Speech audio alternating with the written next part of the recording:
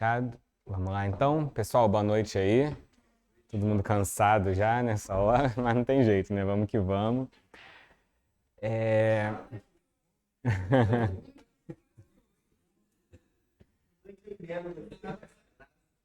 Pelo menos semana tem um feriadinho aí para vocês estudarem, né? Não tem como fugir, né? Não tive tempo ainda hoje. Hoje foi dia de trabalhar o dia inteiro. Terça-feira é o meu dia mais cansativo, porque é dia de audiência o dia inteiro aí. Depois eu vou ver então, fiquei curioso agora. Pessoal, a gente fechou a aula passada falando de arquivamento do inquérito policial. A gente segue no estudo do inquérito, né, que é a fase da investigação, que tem como objetivo descobrir se um fato aconteceu, se um fato existiu, a materialidade do crime e quem praticou esse crime, né, quem foi o autor desse crime, quem deve ser investigado e posteriormente responder a uma ação penal por conta disso. E aí falamos da forma de arquivamento, né? Vou falar rapidinho aqui só para a gente emendar a aula. A gente disse que hoje, pela norma vigente, pela norma que está valendo, só quem arquiva a investigação é o juiz. Artigo 28 do Código de Processo Penal. O delegado pode dizer que quer que arquive, ou que não quer arquivar, que entende que realmente aconteceu um crime, mas o promotor vai ultrapassar essa manifestação do delegado e dizer se quer o arquivamento ou não. E se ele disser que quer o arquivamento, cabe ao juiz homologar esse arquivamento. A palavra que a gente usa é homologar, está de acordo. E aí o juiz vai determinar o arquivamento. Nós falamos que se o juiz não concordar com esse pedido de arquivamento feito pelo Ministério Público, hoje ele tem que mandar isso para o chefe dos promotores, que é o Procurador-Geral de Justiça, que é a pessoa que vai dar a palavra final. Então a palavra final não é do juiz, é do chefe dos promotores, que é o Procurador-Geral de Justiça. Se ele disser que quer arquivar, não tem como o juiz fazer nada. E o juiz é obrigado a seguir essa manifestação de arquivamento. Se ele disser que não quer arquivar, que o processo tem que seguir, a investigação tem que seguir, esse processo vai voltar para o Ministério Público aqui embaixo, sendo que vai ser nomeado um novo promotor para seguir a investigação. E aí eu falei que na prova de vocês temos que tomar cuidado porque o artigo 28 pode estar diferente. Temos novamente aquele pacote anticrime, a lei que mudou o Código de Processo Penal e tirou do juiz essa atribuição de arquivar o inquérito policial. Se na prova de vocês estiver valendo essa norma com a nova redação, quem arquiva é diretamente o promotor de justiça, não passa pelo juiz mais. Então a gente vai ter que ficar com esse cuidado aí perto da prova. E aí o que acontece? O promotor, ele próprio arquiva e ele já manda para o chefe dele dizer se concorda ou não com aquilo ali. Se o chefe concordar, o juiz não tem participação nenhuma. Então tirou do juiz, a gente vem falando isso desde o início do curso aqui. A gente quer separar o juiz da investigação totalmente. E a gente separa o juiz dessa fiscalização aqui sobre se o inquérito deve ou não ser arquivado. Então vocês têm que tomar cuidado na época da prova. Se estiver valendo a lei velha, quem arquiva é juiz. Se estiver valendo a lei nova, quem arquiva é o próprio Ministério Público. O delegado nunca arquiva. Qualquer questão que diga que o delegado arquivou, que o policial civil arquivou, que o policial militar arquivou, está errado. Quem arquiva hoje é o juiz, se a lei tiver alterado, vai ser o próprio promotor de justiça ou o Ministério Público, tá bem? E aí a gente vai falar rapidinho aqui do entendimento do Supremo Tribunal Federal, que está lá na súmula 524. O súmula é como se fosse uma norma, uma lei do próprio Supremo, um entendimento que eles têm consolidado, que todo mundo tem que seguir, não tem como fugir disso. E essa súmula cai muito em concurso, e ela é de fácil entendimento, ela não é muito complicada não. Ela diz assim: arquivado o inquérito policial por despacho do juiz, porque quem arquiva hoje é o juiz, correto? Falamos isso várias vezes aqui. Há requerimento do promotor de justiça, então o promotor pede, o juiz arquiva. Se acontecer esse arquivamento bonitinho, não pode a ação penal ser iniciada sem novas provas. Ou seja, se houve o pedido de arquivamento pelo promotor, se o juiz acolheu e arquivou, não pode reabrir essa investigação, retomar esse inquérito, só se tiver novas provas. Provas novas.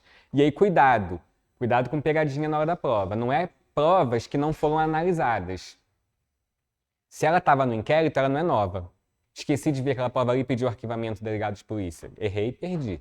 Tem que ser prova nova, uma nova testemunha, uma nova imagem, uma nova filmagem, alguma coisa que não tenha ainda existido naquele caso. Se eu tiver uma prova nova, aí sim eu posso reabrir a investigação ou iniciar uma ação penal. Então, arquivado o inquérito, só posso prosseguir com a investigação ou com o processo penal, ação penal, se tiver novas provas. Não posso simplesmente reabrir porque a pessoa percebeu que esqueceu algum detalhe ou mudou a conclusão dela. Tem que ter prova nova, que é uma prova que não existia até então, não tinha sido alcançado. O exemplo típico é uma testemunha aparecer, uma nova testemunha, entendeu? Por exemplo. O trânsito em julgado, só para o pessoal entender, trânsito em julgado é quando não cabe mais recurso contra aquela decisão. É um termo que a gente usa, trânsito em julgado. E pode cair na prova trânsito em julgado, a gente vai falar disso depois. Mas trânsito em julgado é só quando é sentença do juiz. Aqui não tem processo penal ainda, tá na fase de investigação que foi arquivado, então não tem trânsito em julgado, a gente não usa esse termo. Mas seria basicamente isso, não cabe mais recurso, tem que ter uma nova prova para recomeçar. Trânsito em julgado é quando o juiz, por exemplo, condenou alguém ou absolveu na sentença e já teve todos os recursos, não cabe mais recurso. Então aquela decisão não pode ser mais mudada, nem com novas provas. Entendeu? Só se fosse para absolver o réu, que aí caiberia uma revisão criminal, a gente vai ver isso depois, fiquem tranquilos. Tá? Mas aqui é basicamente isso. O arquivou, não tem recurso, não cabe mais nada, só posso seguir na investigação se tiver novas provas. Isso aí é uma coisa que tem que estar na ponta da língua de vocês. Sem novas provas, não pode. Se a questão de ser der a entender que aquela prova ali já existia, só foi mal avaliada, não posso prosseguir com a investigação. Mas não pode, que injustiça, essa pessoa ali, a gente achou dentro do inquérito um depoimento que fala que foi ela. Não, não pode. Se arquivou, acabou. Só se tiver novas provas. Tá bem? E aí, gente, um último detalhe de arquivamento. Lembra que a gente falou que tem ação pública, penal pública, e ação penal privada, que depende da vítima? Nesse caso, se essa ação penal for privada, e a questão vai ter que dizer isso para vocês não são obrigados a saber cada crime, se a ação é penal privada ou pública, se a questão disser que a ação penal é privada, o Ministério Público só atua como fiscal da lei, porque a própria pessoa que entra com a ação penal, lembra que a gente falou isso, que pede a investigação, o promotor atua sempre, qualquer investigação penal ou processo penal, o Ministério Público atua. Mas quando a ação penal é privada, a vítima que inicia ela, que exige que ela aconteça, o promotor atua ali como um fiscal, para ver se está tudo certinho e tal. E aí, quem pede o arquivamento é a própria vítima. Pô, investigamos tudo, vi que não é ele. A própria vítima vai pedir esse arquivamento. E o Ministério Público pode? Olha o que diz aqui no final desse slide. O Ministério Público só pode oficiar pelo arquivamento na ação penal privada se tiver alguma causa de extinção de punibilidade. O que é isso, gente? Não é porque a prova foi ruim, não achou prova, não. É porque já prescreveu aquele crime, já caducou, demorou muito tempo. O acusado, esse investigado, morreu. Não sei se vocês viram em penal a extinção da punibilidade. São as hipóteses em que o Estado não pode mais processar aquela pessoa. Então, nesse caso, se a vítima demorou, por exemplo, muito para pedir essa investigação ou para agilizar essa investigação e prescreveu, caducou a possibilidade de o Estado punir essa pessoa, aí o Ministério Público pode pedir o arquivamento. Mas ele não pode pedir porque ele discorda da vítima, por exemplo. Eu entendo que não houve crime aqui, ele não pode. Se a ação penal for privada, sempre que a palavra estiver privada, ação penal privada, lembre assim, o poder é da vítima, pública do Ministério Público. Um meio que substitui o outro. Mas o Ministério Público atua em todos, inclusive nas privadas, como fiscal da lei. Tá bom? Então, sempre numa investigação, numa ação penal, tem o Ministério Público. Tá? Esse aqui eu coloquei aqui só para vocês lerem e terem na cabeça. É um caso muito específico que as bancas costumam gostar de cobrar na prova. É uma única hipótese que está lá na Lei de Crimes contra a Economia Popular, que é uma exceção a essa regra do arquivamento. Diz o artigo 7º dessa lei que os juízes recorrerão de ofício sempre que absolverem os acusados em processo por crime contra a economia popular ou contra a saúde pública ou quando determinarem o arquivamento dos autos do respectivo inquérito policial. Isso aqui é a única hipótese. É difícil decorar tanta coisa para a prova, né? E a prova não vai vir num nível tão difícil em processo penal, até porque é a primeira vez que vai ser cobrado. Mas se falou de crime contra a economia popular, ou se falou que o juiz tem que recorrer da decisão que ele mesmo deu de arquivamento, imagina, o juiz dá a decisão e ele mesmo recorre. Pode, a gente vai logo marcar que está errado. Mas tem uma hipótese, que é se for crime de economia popular. Se nesses crimes o juiz absolveu o acusado ou determinar o arquivamento da investigação, ele mesmo tem que recorrer, mandar para os desembargadores para ver se a decisão dele está certa. É a única hipótese de arquivamento de inquérito ou de absolvição de acusado que o próprio juiz recorre da sentença que ele mesmo proferiu. Então, como é uma situação que a gente tenderia a marcar errado, o examinador gosta, porque é uma exceção muito específica. Falou de crime contra a economia popular ou falou de juiz recorrer da própria decisão, existe uma hipótese, que é essa aqui. Tá bem? E aí a gente fechou a parte de investigação, arquivamento do inquérito, e agora a gente vai entrar no que acontece dentro do inquérito. 2 aulinhas a gente fala isso, hoje e amanhã. Amanhã eu estou com vocês de novo. Providências investigativas. Quais são as providências que tem que acontecer dentro da investigação para essa investigação estar correta? Lembra que a gente falou que a investigação é formal, tem que observar o que a lei manda? Aqui a gente vai ver isso, o que a lei manda que aconteça durante a investigação, durante a tramitação do inquérito policial.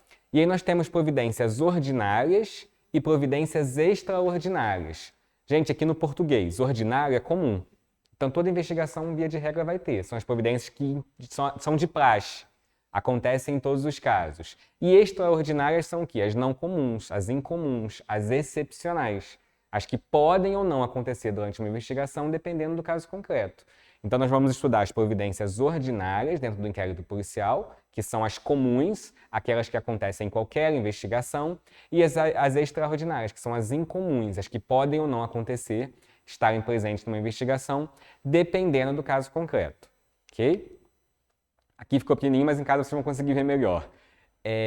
O Código de Processo Penal, lá no artigo 6º, ele traz um mapinha do que o delegado de polícia tem que fazer durante a investigação. O que vai acontecer durante a investigação. E o examinador gosta muito desse artigo. É um artigo grandão que traz várias etapas aí do que tem que ser feito e como tem que ser feito. Artigo 6º do Código de Processo Penal. Diz lá, logo que tiver conhecimento da prática da infração penal, a autoridade policial deverá. Então, o delegado lá, a autoridade policial, soube da prática de um fato que pode ser crime, ele tem que fazer isso aqui. Por isso que o artigo diz deverá. E esse logo aqui, gente, traz uma ideia de quê? De rapidez, para não perder a prova. Na investigação, a gente tem que sempre pensar. Toda investigação é urgente. Por quê? Porque provas se perdem com o decurso do tempo. Então, quanto mais rápido aquilo for feito, né, o ideal é que tudo fosse feito muito rápido, mas na prática a gente sabe que não é, porque a estrutura das polícias civis é muito precária ainda. O Rio é uma das melhores do Brasil, e mesmo assim é muito precária. Tem estados que isso aqui a gente é igual um CSI americano, porque a gente tem uma estrutura muito melhor do que outros estados. Vocês têm uma ideia de como funciona isso, né, no país. Aí o primeiro inciso, o primeiro requisito aqui, o primeiro elemento, diz que a autoridade policial deve se dirigir ao local, providenciando para que não se alterem o estado e conservação das coisas até a chegada do perito criminal. Então, isso aqui é bem óbvio, mas a gente pode errar. Então, a primeira providência qual é, gente? Preservar a cena do crime, né? Polícia Militar pegou uma situação em flagrante. Polícia Civil não chegou. Isso aqui é atribuição da Polícia Civil, autoridade policial. Mas a Polícia Militar pode mexer na cena do crime? Eu tenho que tentar preservar. Obviamente, tem que tentar preservar aquilo ali até chegar a Polícia Civil e a Polícia Civil tem que preservar até chegar a perícia criminal para tentar achar vestígios do crime naquele local. Independente do que diga a questão, fantasiou, trouxe um monte de elemento, um monte de coisa, regra geral você tem que pensar nisso, preservação da cena do crime. Qual a exceção que a prova pode trazer para vocês aqui de que não vai haver essa preservação? Um risco iminente aos policiais ou a uma vítima, alguém. Só tem 2 policiais, tem que levar uma vítima para o hospital porque ela está morrendo. Vai dar preservação do crime? Não vai. O artigo manda. A única exceção que a gente pode vislumbrar é risco, seja para os policiais que estão atuando, uma cena de tiroteio, chegou um homicídio na entrada de uma comunidade do Rio. Todo mundo atirando ali. Tem como preservar a cena do crime, gente? Não tem como. Risco aos policiais. Nessa questão, vocês podem marcar que vai estar certo. Ou risco para a vítima, tem que salvar uma vítima. Tirando isso, regra geral, qualquer outra exceção que ele deu, o policial estava terminando o horário dele, já vi isso cair em prova. Por conta disso, deixou a cena do crime. O policial pode fazer isso porque está encerrando o expediente dele? Obviamente que não. A exceção vai ser risco de vida, não é risco de chegar atrasado em casa, alguma coisa. E já vi que estão fazendo exatamente isso. O policial estava no final do seu expediente, por conta disso não pôde esperar os policiais do turno seguinte chegarem. Pode ficar? Não. Militar não tem horário assim rígido, né? Então tem que ficar ali e segurar a cena do crime, tá bem? Inciso 2º. Apreender os objetos que tiverem relação com o fato, após liberados pelos peritos criminais. Cuidado aqui. Apreender os objetos que tiverem relação com o fato, após liberados pelos peritos criminais. Então, o primeiro ato é guardar o local. Então, já vai pegar uma arma de fogo que está no chão, um revólver? Não. Só depois que a perícia chegar e liberar. Quando a perícia chegar e liberar, fez a perícia, tirou foto, tudo, aí é que a autoridade policial vai recolher. Apreender aqui é no sentido de recolher, de guardar, tá? Agora, se a questão diz para vocês que não tem como guardar a cena do crime, porque existe risco de vida, tudo, vai deixar a arma ou vai levar a arma?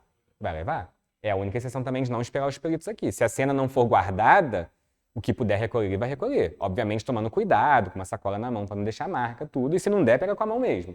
A questão pode fazer uma situação assim. Isso tudo aqui é de acordo com a possibilidade de ser realizado. Se não puder, a exceção é essa. Se não houve cena do crime preservada por algum motivo, eu posso recolher. Se houve cena do crime preservada, eu, policial, posso mexer na arma? O policial decidiu mexer na arma para saber se tinha munição. Tá errado. Só depois que a perícia liberar. Se a questão vier formalzinha, toda formal, bonitinha, no sentido dizendo assim, cena do crime, polícia comunicou a polícia civil que está guardando a perícia, tudo, o policial mexeu na arma, tá certo? Não, tá errado. Não pode, tá? Inciso 3º. Colher todas as provas que servirem para o esclarecimento do fato e suas circunstâncias. Bem tranquilo, né? Colher todas as provas, obviamente que a questão, se disser isso, vocês vão saber que a polícia tem que colher todas as provas que servirem para o esclarecimento do fato e suas circunstâncias. Ouvir o ofendido. Ofendido quem é? A vítima. Tem que ser ouvida sempre que possível, sim.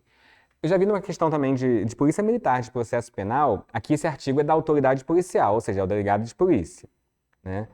Mas existe algum problema de não ser ele quem escuta a pessoa, ser um policial civil, um investigador? Problema nenhum.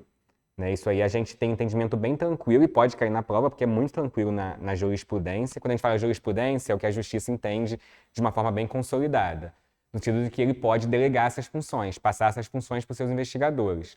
Agora, se a questão vem assim, a polícia militar, logo após uma prática de um crime de roubo, ou de latrocínio tentado, em que a vítima levou um tiro, a polícia militar no local soube que a vítima está no hospital e se dirigiu ao local imediatamente para ouvir essa vítima. Polícia militar, pode fazer isso?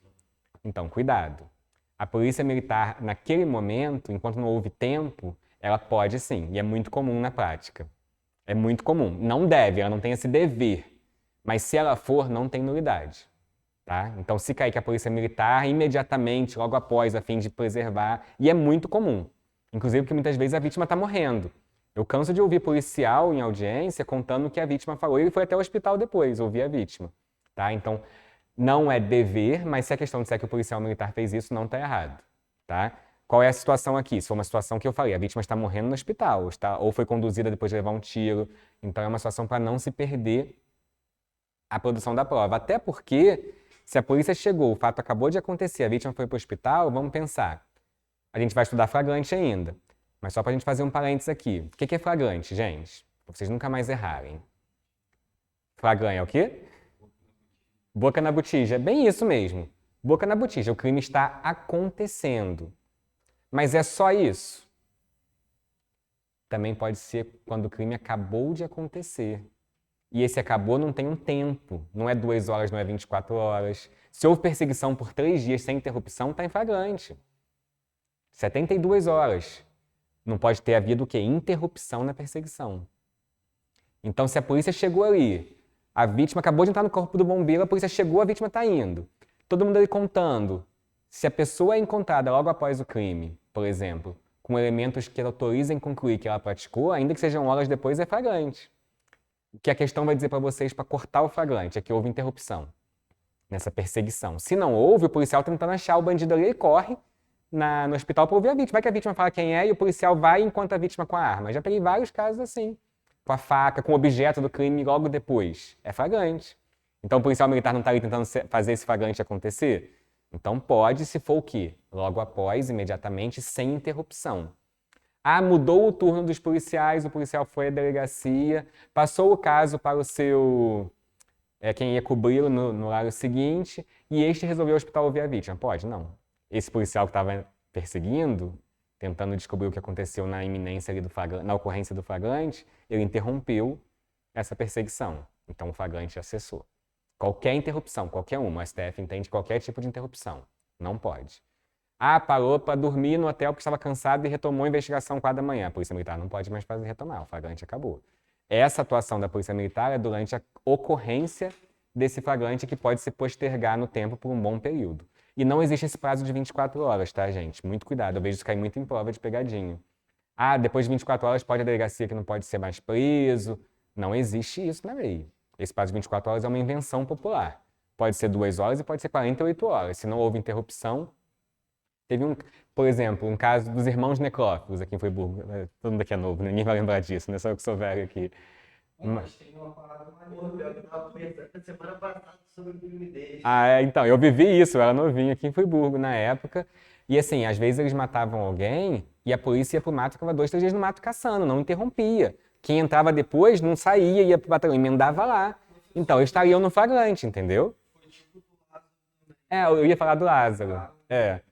Aí, eu não sei detalhes para te afirmar que não teve nenhuma interrupção, mas a princípio é um caso que é possível de ter um flagrante 3, 4 dias depois. Entendeu? A imagem, vamos supor, tem um caso que filmou a pessoa dando tiro na outra. A polícia da cidade parou e tá caçando aquela pessoa 2, 3 dias sem parar e sabe quem é, o flagrante aí tá no tempo. Entendeu? Do policial militar de perto de Tindom, né?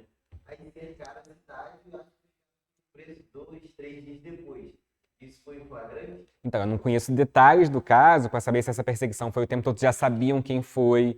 Porque se já sabiam e pararam na cidade e começaram a caçar aquela pessoa, a gente tem uma situação de flagrante aí postergado no tempo.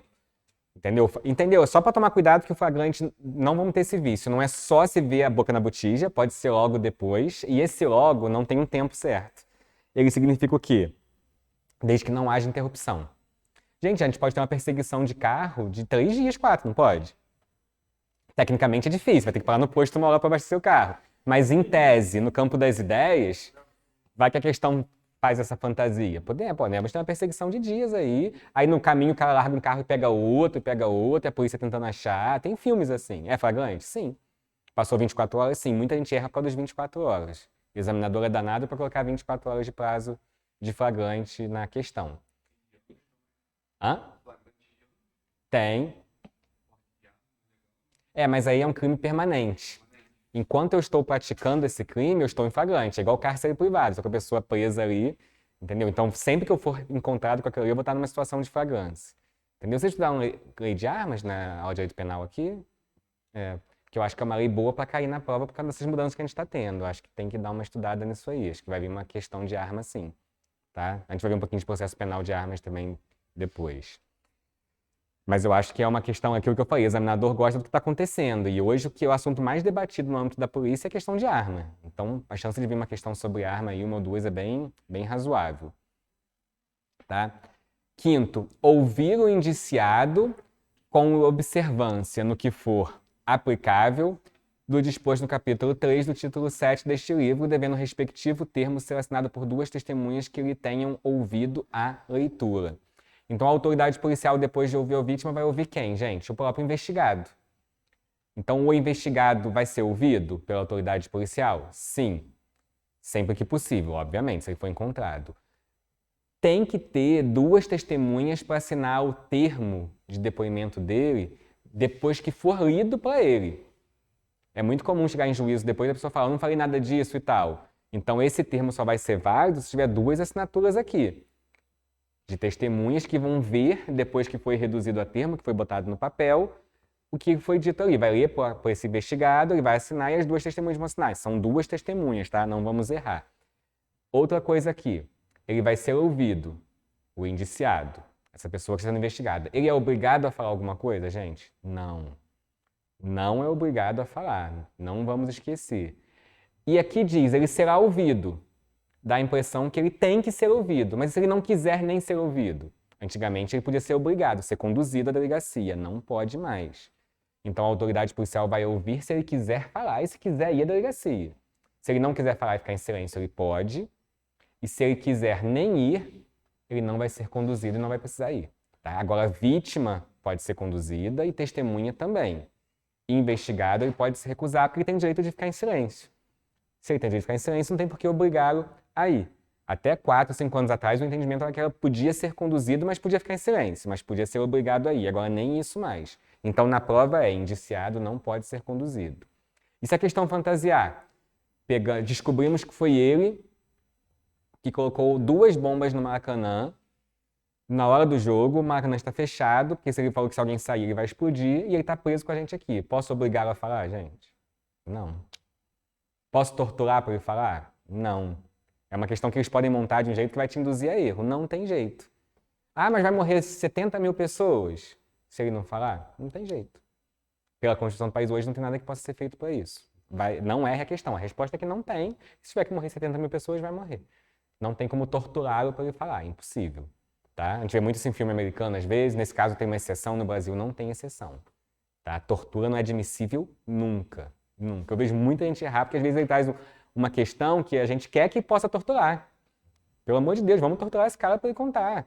É meu filho que está lá no Maracanã. Entendeu? Eu sou o delegado, é meu filho que está lá.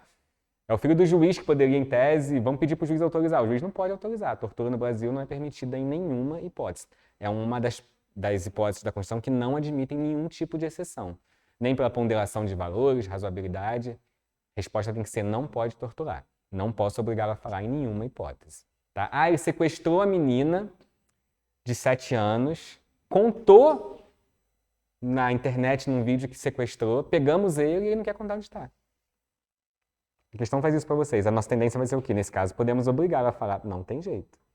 Não podemos, tá? Não vamos errar essa questão. Inciso 6º. Proceder a reconhecimento de pessoas e coisas e acariações. Então, olha só, gente. Reconhecimento de pessoas, de coisas. Então, eu posso ter reconhecimento de coisas também. E acariação, tá? Deixa eu passar aqui um pouquinho para a gente ir para essa parte aqui.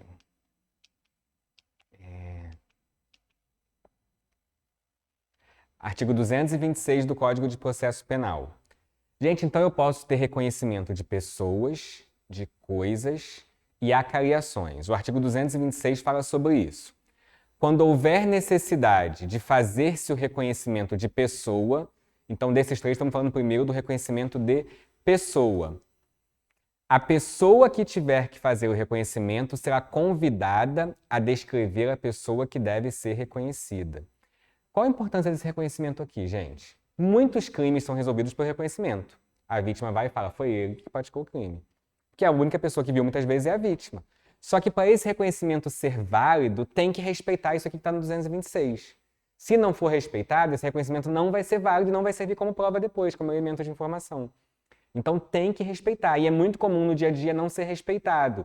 Muitas vezes a gente escuta no jornal, a vítima reconheceu a pessoa, o reconhecimento foi anulado pelo juiz e essa pessoa saiu impune, esse acusado, esse investigado. Por quê? Porque a polícia não observou o procedimento legal do reconhecimento e o juiz é obrigado a não dar validade a esse reconhecimento. Ah, mas não é justo, não importa. A gente vive num Estado, o Brasil é um Estado democrático de direito, o juiz é obrigado a seguir a lei. Todos são obrigados a seguir a lei. Se a lei não for seguida, então qualquer exceção aqui na prova desse artigo 226 está errada. Primeira hipótese, a pessoa ela é convidada a descrever a pessoa que vai ser reconhecida. Ou seja, antes de ela ver ser colocada à frente, antes de mostrar uma foto para ela tem que contar mais ou menos como é a pessoa. Eu canso de ver situações em que isso é feito depois. Já chegar lá, bora ver se foi essa foto aqui. Porque isso induz a pessoa a achar que sim. Ela vê aquela imagem e fica marcada. Então, antes de mostrar, tem que perguntar. A pessoa é alta, é baixa, mais ou menos qual altura? É magra? Pesa mais, pesa menos? Tem um perfil mais obeso, mais musculoso? Qual é a cor da pessoa? Tem cabelo? Não tem? Cabelo branco? É amarelo, vermelho? Entende? Tem que ter um relatório com a pessoa contando. Só depois passa o reconhecimento. E normalmente a polícia faz o contrário. E aí, quando a defesa é bem feita e mostra que isso foi errado, esse reconhecimento vai ser nulo. E a vítima reconheceu a pessoa muitas vezes certo, mas não vai valer como prova esse reconhecimento dela. O que o estudo forense, né, o estudo de perícia diz é que induz, quando a pessoa vê uma pessoa parecida, no cérebro dela já marca aquela e passa a ser aquela.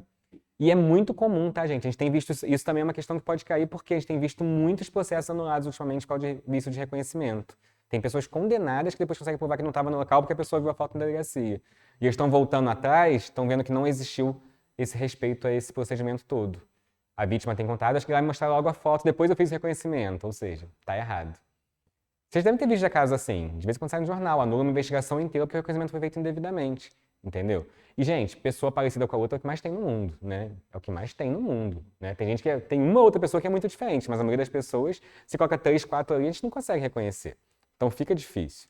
Então a pessoa, antes do reconhecimento, tem que descrever o provável autor do fato criminoso. Inciso segundo, a pessoa cujo reconhecimento se pretender será colocada, se possível, ao lado de outras que com ela tiverem qualquer semelhança, convidando-se quem tiver de fazer o reconhecimento a apontá-la. Então aqui, gente, tem que estar o quê? Perto de pessoas parecidas. Por que a lei fala se possível? O que é esse se possível aqui, gente? Esse se possível aqui é a exceção da exceção. Se a pessoa me conta que é uma pessoa de 2,15 m, eu consigo outras pessoas de 2,15 m parecidas para botar ali? Tem coisa que é impossível, né? Se a pessoa pesava 197 quilos, ou a pessoa tem uma tatuagem de borboleta na testa, tem coisas que marcam muito. Então, o se possível aqui é esse caso. Não é assim, não tinha ninguém na delegacia no dia para botar perto. Isso não vale. É uma coisa excepcional, que torna impossível atender isso aqui. Agora, se for possível, vai levar 2 horas um dia para arrumar gente parecida? Tem que ter, no mínimo 2, 3 pessoas além da pessoa ali.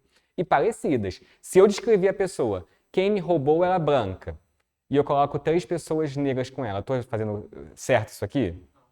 Ou o contrário, a pessoa que me furtou, ela é negra, eu coloco 3 brancos ali. Ou ainda coloco um branco. Se eu já descrevi que é negra, eu não posso ter nenhum branco ali, concordam? Porque tem coisas que são evidentes. Isso anula todo o reconhecimento, e a gente vê isso acontecendo, tá?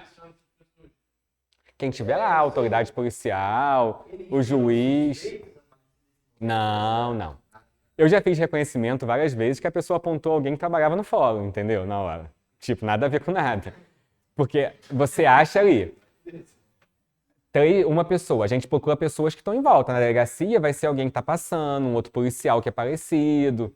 Aí, normalmente, você tem que botar uma camisa igual em todos, ou tira a camisa de todo mundo, para tentar fazer o mais parecido possível. Agora, se a pessoa apontou alguém que não é o crime, essa pessoa não vai, de plano, se tornar suspeita, a não ser que tenham outros elementos para isso. O que vai, provavelmente, é tirar aquele indiciado da investigação. Vai eliminar um, mas não quer dizer que necessariamente esse outro vai ser. Se é uma pessoa que, evidentemente, não tem nada a ver com aquilo ali, que é o que acontece praticamente em todos os casos, a investigação vai voltar a estaca zero para tentar achar quem foi a pessoa. Entendeu? Só um parênteses, gente. Se falar que o reconhecimento foi feito depois de a pessoa mostrar a fotografia, acabou. Porque mostrou antes de fazer o reconhecimento, antes da pessoa descrever. Isso acontece muito, tá? É diferente essa questão de ser que na delegacia, sem ter notícia de quem é o investigado, não foi preso em flagrante nada, cuidado. O delegado dá uma pessoa um álbum com 200 fotos. Depois que ela já falou, por exemplo, que a pessoa é branca, ou é negra, é homem ou mulher. Pegou 200 fotos e falou, dá uma olhada aí, vê se tem alguém que você acha que seja. Aí não está induzindo, concordo?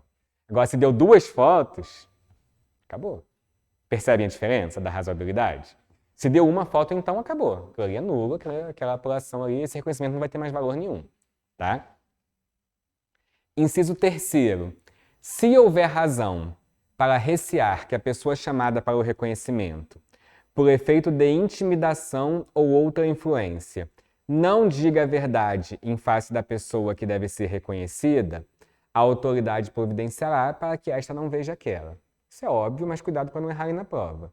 Se a vítima tiver medo, que é muito comum, tem que ter uma estrutura para que essas pessoas não possam ver a vítima. Aquilo que a gente vê em filme, aquela sala espelhada, as delegacias aqui no Rio tem isso, os fóruns têm isso dentro do fórum, né? Essas pessoas que estão sendo reconhecidas não vão ver quem está reconhecendo. Tem uma estrutura ali que permite que isso não aconteça, tá? 4º, do ato de reconhecimento, lavrar-se-á um auto pormenorizado, subscrito pela autoridade, pela pessoa chamada para proceder ao reconhecimento e por 2 testemunhas presenciais. Mais uma vez, gente, o delegado não pode fazer esse reconhecimento sozinho. Tem que ter mais 2 pessoas, 2 testemunhas ali para dizer que foi feito esse reconhecimento, observado tudo isso aqui. Essas testemunhas podem ser policiais? Podem, não tem problema. Tá? Mas tem que ter autoridade mais 2 sempre. Se não faltar isso aqui, a gente não tem como ter evidência de que esse fato foi feito adequadamente. Por fim, parágrafo único, o disposto no número 3 deste artigo não terá aplicação na fase da instrução criminal ou em plenário de julgamento. Se o reconhecimento for feito no fórum com o juiz, aí não precisa ter essas testemunhas, porque o juiz já está lá e presume-se que ele é imparcial. A autoridade policial não é imparcial porque ela quer investigar o fato. Se for no fórum, não precisa ter esse termo, isso aí é bem óbvio, né? Até porque a investigação já acabou, e esse termo é para ir para a investigação, para ser juntado no inquérito policial. Fechamos o reconhecimento de pessoa, vamos para o reconhecimento de objeto, ou reconhecimento de coisa. Então a vítima pode ser chamada para reconhecer um objeto também? Sim, e é muito comum. Por exemplo, uma arma de um crime, se era um facão, se era uma faca, se era uma peixeira, o que é que seja, ou se é o objeto que foi levado. Então nós temos o artigo 227 que diz: no reconhecimento de objeto, proceder-se-á com as cautelas estabelecidas no artigo anterior, no que for aplicável. Ou seja, o código não diz como é que vai ser, ele diz que é, no máximo possível, igual ao reconhecimento de pessoas. Então, se a pessoa é chamada para reconhecer a arma do crime, por exemplo, uma testemunha que presenciou uma tentativa, um homicídio, eu posso dizer para ela já qual foi a arma antes dela fazer o reconhecimento? Não, eu tenho que perguntar: a senhora viu? O senhor viu? Sim, qual foi a arma? Foi uma faca. Aí eu te mostro uma faca só, resolvi o problema? Não, eu tenho que fazer como se fosse de pessoa. Então, ela é uma faca pequena ou uma faca grande? Ela é uma faca de serra ou sem serra?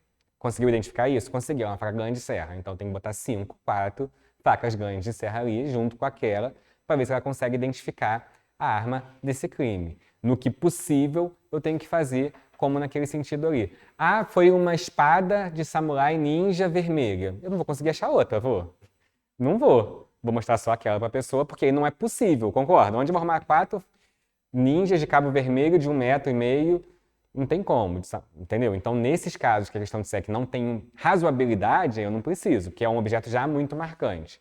Mas se for padrão, o reconhecimento tem que ser feito com essas cautelas do reconhecimento de pessoa, tá? E aqui uma coisa bem óbvia, né? Artigo 228.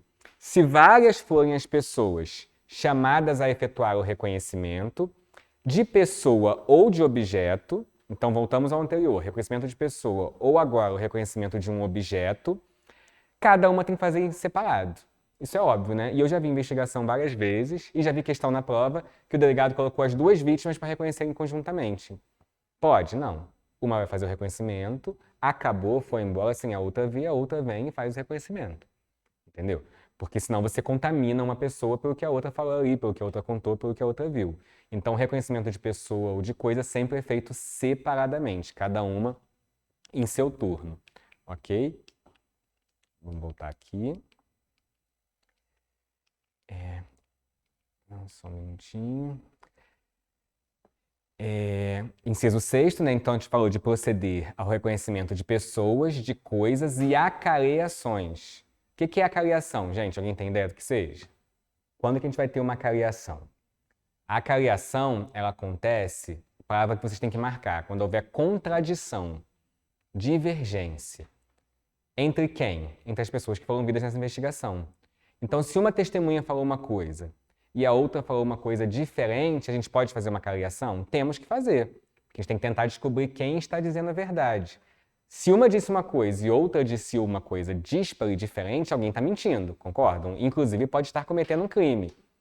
Agora, o investigado, o indiciado, pode ser acareado com testemunhas ou vítima? Não, porque ele não tem dever de falar a verdade. Ele pode mentir, ele pode ficar em silêncio. No Brasil, gente, não esqueçam, tá? O investigado mentir não é crime. Não existe aquele crime de perjúrio que a gente vê em filme. Nos Estados Unidos, você mentiu, você vai preso. Não existe isso lá, aqui no Brasil. Aqui ele pode mentir. A gente entende no Brasil, uma coisa que eu nem concordo, mas que é válido aqui, que na sua defesa você pode mentir. Eu acho isso errado pessoalmente, mas numa prova a gente tem que responder que isso é possível. Então aqui a gente pode mentir, então não existe acareação de investigado com vítima ou testemunha. Só entre testemunhas e vítimas. E aí como é que isso é feito, gente? Só depois que cada uma prestou o seu depoimento separadamente. Então uma foi ouvida, a outra foi ouvida ao delegado. Opa, tem uma divergência aqui, vamos acarear. Como é que é feita a acareação?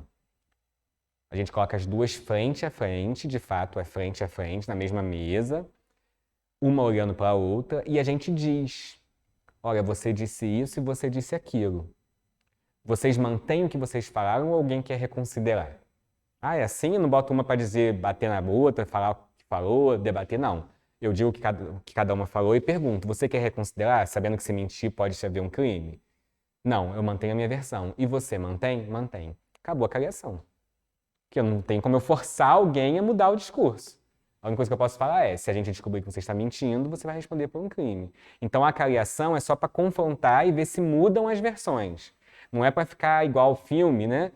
Tentando pegar uma pegadinha, alguma coisa ali, não. É só confrontar as testemunhas ou vítimas, questionar se alguma delas pretende mudar a sua versão e encerrar a cariação. Se nenhuma delas mudar, o delegado vai ter que depois, por outros meios, tentar descobrir quem estava falando a verdade e quem estava mentindo nessa hipótese. Tá bem? Não. O acusado nunca faz parte de acariação. Nunca. Ele é sempre o último a ser ouvido na ação penal e... Só entre vítima e testemunha. Vítima com vítima pode, vítima com testemunha e testemunha com testemunha. Mas o acusado, o investigado, nunca. Ele nunca vai ser acariado. Entendeu? Ele pode mentir, ele pode inventar, ele pode fazer o que ele quiser, que ele não responde por crime. Então não tem como tentar ver se ele vai mudar a versão dele. Entendeu? E é muito comum ficar em silêncio e mentir. É o papel deles. A defesa no Brasil é estruturada dessa forma. Entendeu? É muito comum o uso da mentira.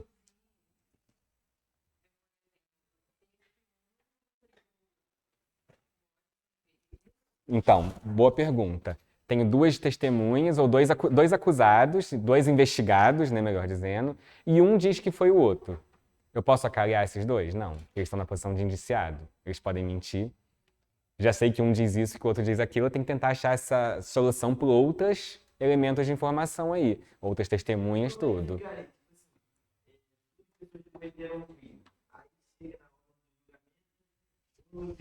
Um vai resolve denunciar o outro.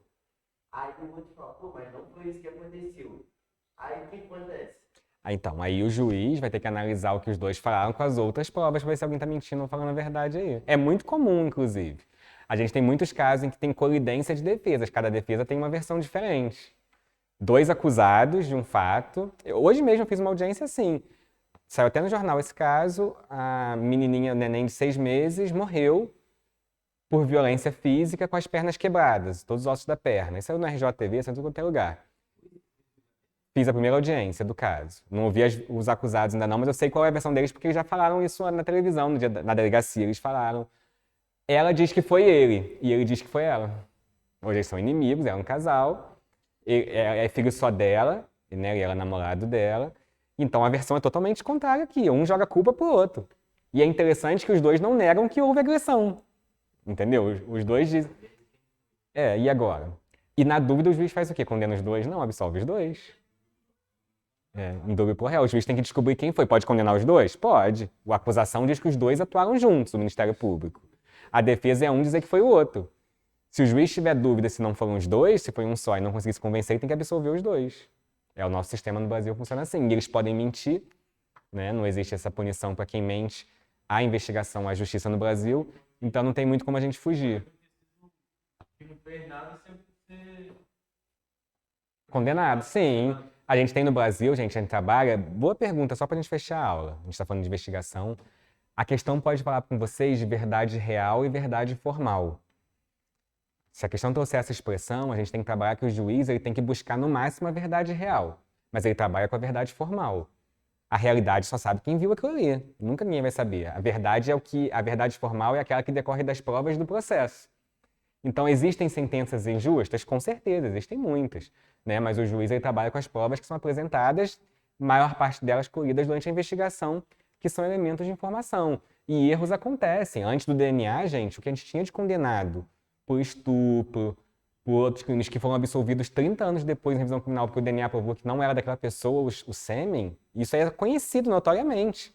Olha quantas injustiças. Mas o juiz trabalhou com verdade formal. As testemunhas, a vítima, convenceram o juiz naquela época que aquela pessoa praticou aquele crime. E 30 anos depois surgiu o DNA, que revolucionou o sistema de investigação penal. Hoje a prova mais básica de qualquer crime é tentar achar DNA.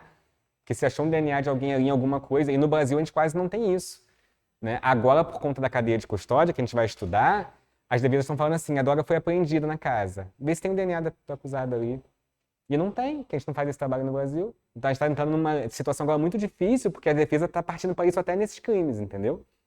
Pessoal, fechamos hoje aqui. Obrigado, tá? Amanhã estamos juntos aí de novo.